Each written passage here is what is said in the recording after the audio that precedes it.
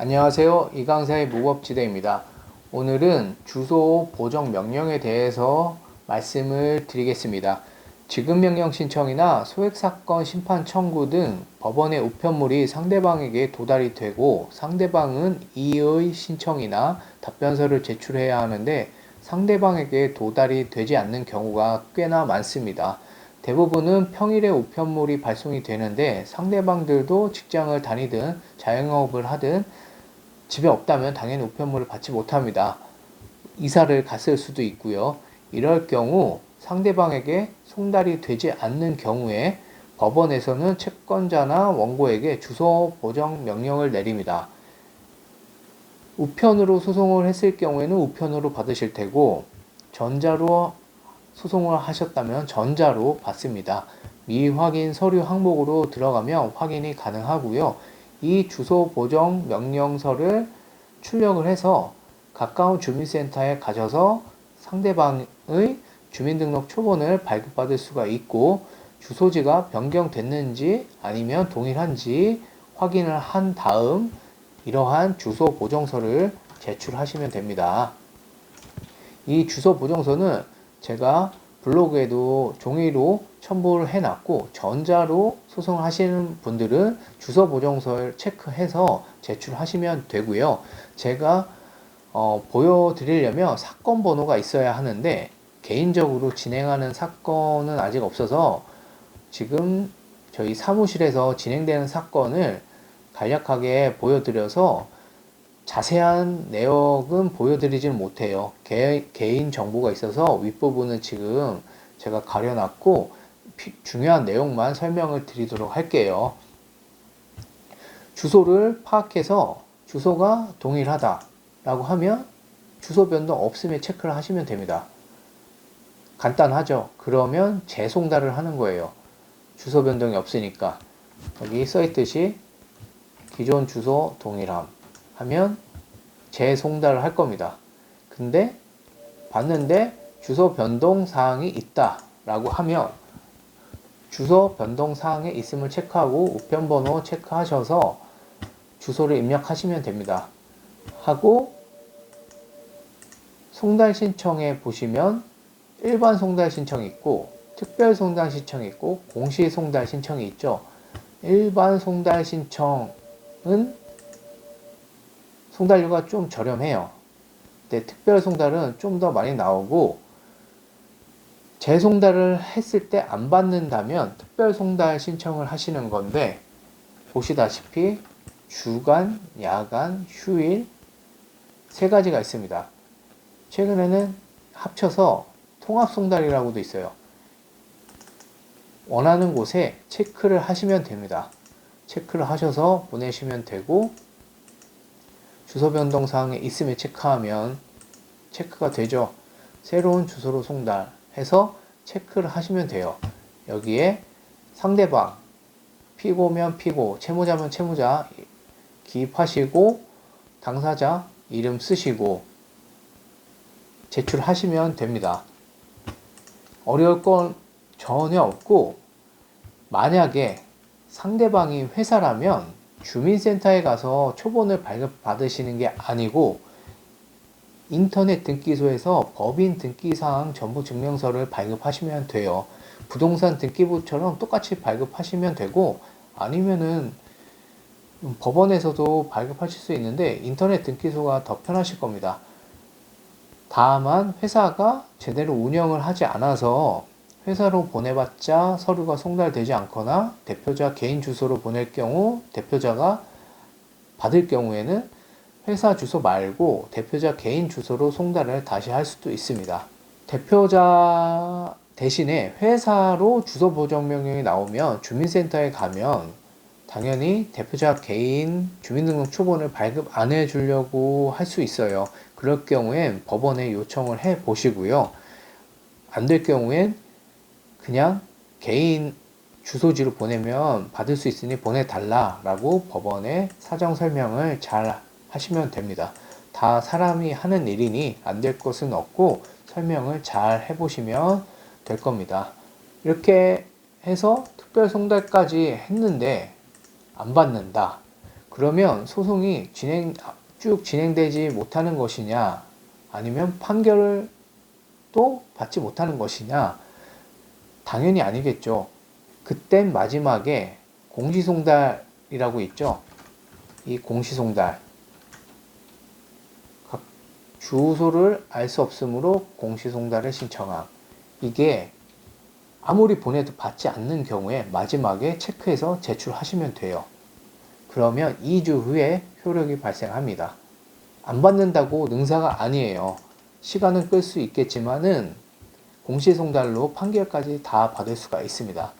그런데 지급명령 신청의 경우에는 이 공시송달이 없어요.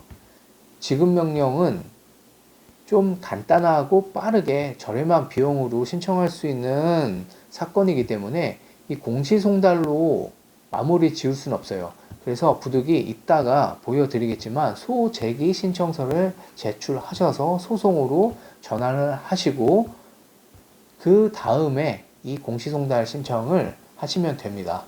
그리고 정말 중요한 내용인데 초본을 발급받으러 갔을 때 안 되는 경우가 있어요. 제가 블로그에도 입력을 해놨는데 써있듯이 이름과 주민번호, 이름과 전입했던 주소지, 이 두 가지가 정확하게 파악이 돼야지만 보정명령서를 들고 주민센터에 갔을 때 초본을 발급받을 수 있는 거예요.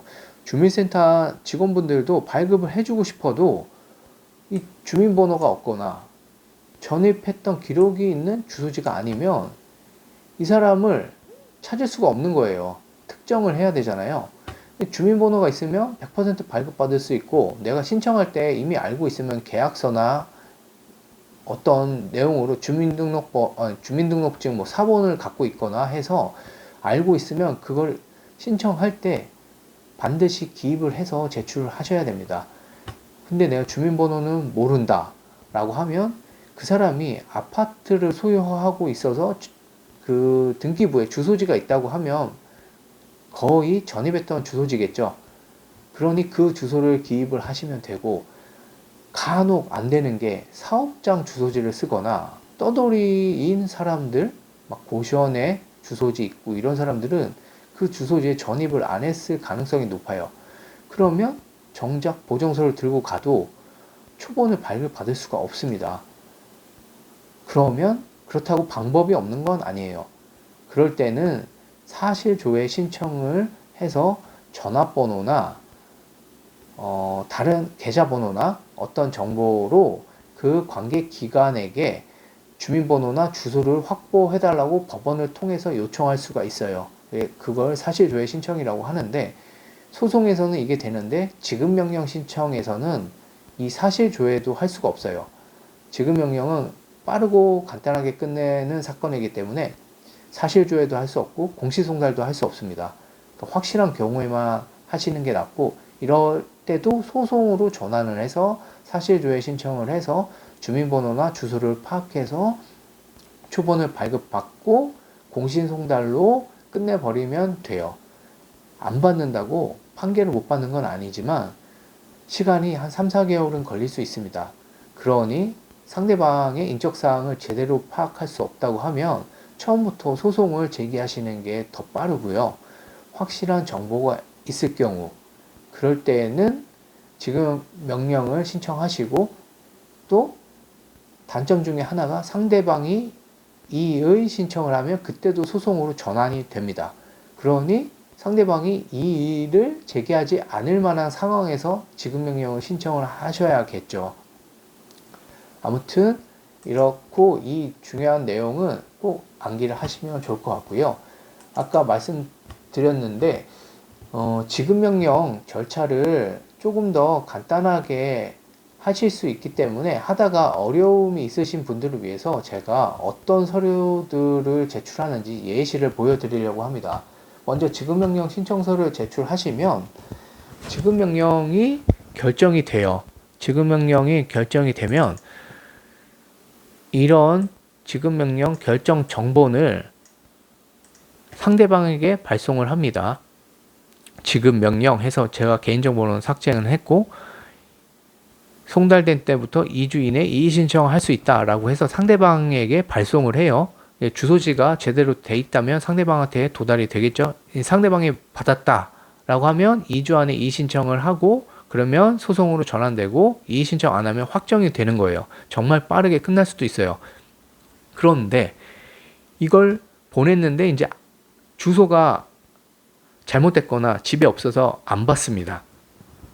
그러면 지금껏 설명한 그 주소 보정 명령이 나오는 거예요. 주소 보정 명령이 어떻게 생겼냐면 이렇게 주소 보정 명령이라고 되어 있습니다.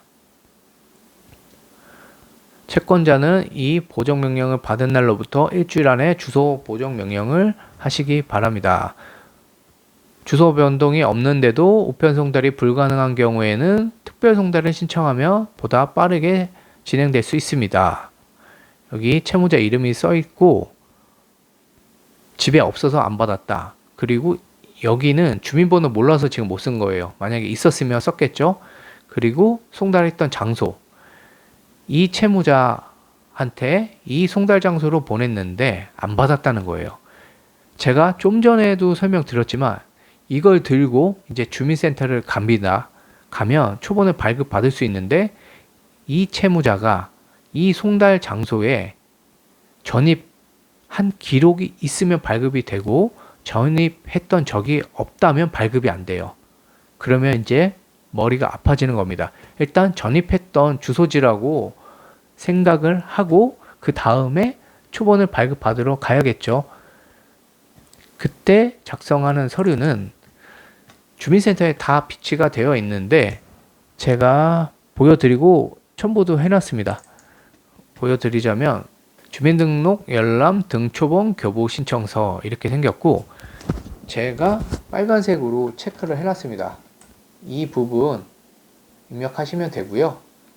수정해서 쓰시면 되고 밑에도 마찬가지로 상대방 주소지 쓰면 돼요. 채무자 이름, 주소. 아까 그 주소 보정 명령에 나와 있던 주소.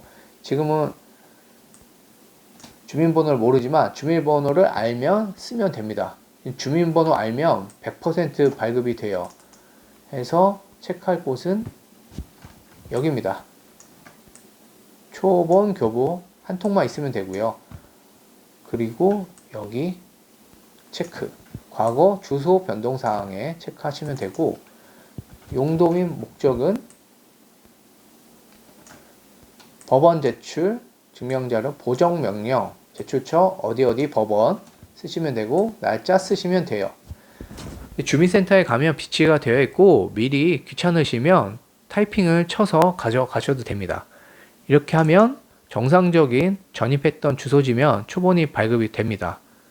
그렇게 초본을 발급받아서 확인을 하시고 아까 봤던 전자소송에서는 전자소송으로 제출을 하시면 되고 종이로 하시는 분들은 이렇게 주소 보정서 피고 보정할 주소 해서 파일 첨부 해서 제출을 하시면 됩니다. 그런데 아까도 말씀드렸다시피 안 받아요. 계속. 소송은 바로 공시송달을 할 수 있지만 지급명령은 공시송달을 할 수 없어서 공시송달을 하기 위해서 소재기 신청서를 제출해야 한다고 했습니다. 소재기 신청서가 어떻게 생겼냐면 전자로 제출하실 수 있는데 이렇게 생겼어요. 개인정보는 삭제했고 사건번호 입력하시고 채권자, 채무자 입력하시고 그냥 제출 정말 간단해요. 제출하시면 되고 채무자 땡땡땡의 주소를 알 수 없어서 공시송달에 의해 진행될 수 있도록 소재기 신청을 합니다. 아까도 말씀드렸지만 추가로 비용만 더 납부하면 되는 거예요. 해서 지급명령 담당 재판부에 제출하시면 되고 이 공시송달이라는 게 상대방의 서류를 받지 않아도 받은 것을 취급하겠다는 겁니다. 지급명령은 공시송달을 할 수 없어서 부득이 소송으로 전환을 하는 것이고요. 이렇게 해서 제출을 하시면 되고 주소 보정서 전자소송에 있어요. 관련 사건으로 조회하셔서 제출하실 수도 있고 주소 보정서 아까 제출하셨는데도 송달이 안 된다. 지급 명령의 경우에는 소재기 신청서 제출하시면 되고요. 모든 자료는 블로그에 올려놨습니다. 블로그 내용도 살펴보시고 도움이 되시길 바랍니다. 그럼 다음 시간에 뵙겠습니다.